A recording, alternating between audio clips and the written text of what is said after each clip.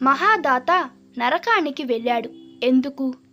ఒకానొక కోటీశ్వరుడు ప్రతి సంవత్సరం వ్యాపారంలో తనకొచ్చిన లాభాలలో 4వ వంతు దాన ధర్మాలకు ఖర్చు చేసేవాడు.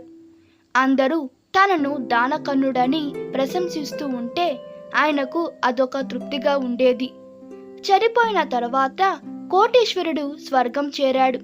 కానీ అక్కడ కొద్ది కాలం గడిపిన తరువాత యమదూతలు తనని నరకానికి తీసుకువెళ్లడం అతడికి బాధతో పాటు ఆశ్చర్యాన్ని కలిగింది. నరకానికి వెళుతూనే చిత్రగుప్తుడితో వాదం పెట్టుకున్నాడు. అయ్యా, ఇన్ని దానధర్మాలు చేసిన నన్ను నరకానికి పంపడమేమిటి? మీ లెక్కలో ఏదో పొరపాటు జరిగింది, దాన్ని సరిచేయించండి అని. చిత్రగుప్తుడు కోటీశ్వరుడికి పరిస్థితి వివరించాడు. నాయనా, పొరపాటేమీ లేదు. నీకు నీ దాన ధర్మాల వల్ల చాలా పుణ్యం రావాల్సిన మాట నిజమే. కానీ నువ్వు దానం కోసం నీ దగ్గరకు వచ్చిన వాళ్ళను చులకనగా చూసి 1కి 10 సార్లు నీ చుట్టూ తిప్పించుకున్న తర్వాతే నువ్వు చేసే దానమేదో చేసేవాడివి. ఆ కారణంగా నీకు రావాల్సిన పుణ్యంలో 4వ వంతు చేతులాల నువ్వే పోగొట్టుకున్నావు.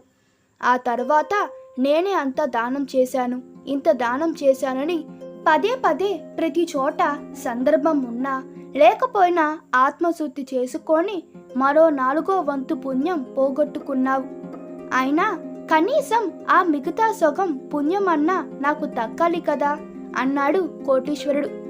దక్కేదే, కానీ దానగ్రహీతల చేత నువ్వు చేయించుకున్న సత్కారాలు, సన్మానాలు, సూతులు, సోత్రాలు వగేరాలకు నీ పేరు ఉండాలని బలవంతం చేసి నువ్వు సంపాదించిన పుణ్యంలో మిగిలిన భాగం కూడా అప్పుడే ఖర్చు చేసుకున్నావు. కనుక నీవు రావాల్సిన పుణ్యంలో స్వల్పమైన భాగమే నీ ఖాతాలో చేరిందన్నాడు చిత్రగుప్తుడు. అదేమిటి? నా డబ్బుతో కట్టించిన ఆశ్రమాలకు నా పేరు పెట్టమంటే తప్ప? నా సొమ్ము దానం చేసినప్పుడు నేను దానం చేశానని చెప్పుకుంటే పాపమా? ఆక్రోశంతో ప్రశ్నించాడు కోటీశ్వరుడు. అక్కడే చాలా మందిలా నువ్వు పొరపడుతున్నావు నాయనా. భూమి మీద నువ్వు జన్మ ఎత్తినప్పుడు నీ దగ్గర నువ్వు తెచ్చుకున్న ద్రవ్యం అంటూ 1 పైసా లేదు.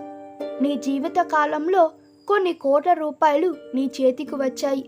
కానీ ఆ జీవిత కాలం ముగిసిన తర్వాత సంక్రమించిన దానిలో 1 పైసా కూడా మళ్ళీ నీతో తెచ్చుకోలేకపోయావు. ఇక అది నీ సొమ్ము ఎలాగయ్యింది చెప్పు? సృష్టిలో ఉన్న ఐశ్వర్యాలు, వనరులు అన్నీ భగవంతుడివే. నీ కర్మఫలం వల్ల ఆయన తన మహదైశ్వర్యంలో కొద్దిపాటి భాగం కొంతసేపు నీ చేతిలో ఉంచాడు. ఆ దానంలో కొంత భాగం నువ్వు ఆయన మెచ్చే దాన ధర్మాల కోసం వాడిన మాట నిజమే. ఆ మాత్రానికే నీకు ఎంతో పుణ్యం రావాల్సింది. కానీ ఆ పుణ్యమేదో అప్పటికప్పుడే పేరు కోసం, కీర్తి కోసం, అహం కోసం ఖర్చు పెట్టుకున్నావు. మిగిలిన అతి స్వల్ప భాగం నువ్వు చేసిన కొద్ది కాలపు స్వర్గవాసంతో చెల్లు అయిపోయింది అని చిత్రగుప్తుడు చెప్పేసరికి కోటీశ్వరుడు కోయబారిపోయాడు. ఈ వీడియో మీకు నచ్చినట్లయితే మీ అభిప్రాయాలు కామెంట్లో తెలపండి. Please like, share and subscribe to my channel. Thank you.